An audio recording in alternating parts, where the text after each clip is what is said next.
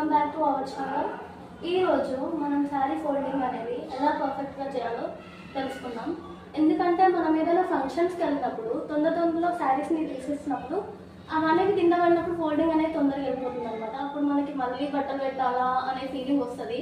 మడత పెట్టాలంటే ముందుకే మనకు బద్ధకం అట్లా అని చెప్తున్నాను.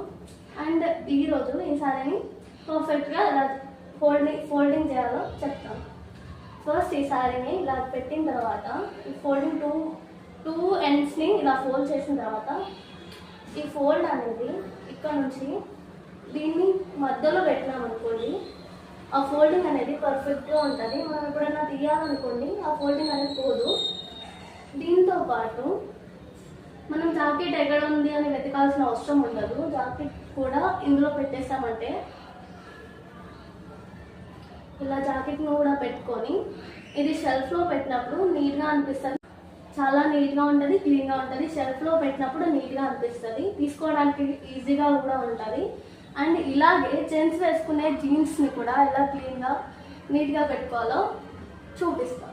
మనం ఎలా ఫోల్డ్ చేస్తామంటే ఇలానే కదా, అదే వేలో ఈ జీన్స్ ఎండ్ అనేది ఇందులో పెట్టేసామంటే ఫోల్డింగ్ అనేది నీట్గా ఉంటుంది.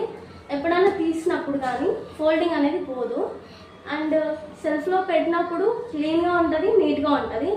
మళ్ళీ మడత పెట్టినప్పుడు కూడా ఇలానే చేయండి. మీ ఇంట్లో కూడా ఈ టిప్ ట్రై చేయండి. మీకు నచ్చితే లైక్ చేయండి, షేర్ చేయండి, సబ్స్క్రైబ్ చేయండి. ఇది మా న్యూ యూట్యూబ్ ఛానల్, అందుకని and like, share, subscribe to our channel.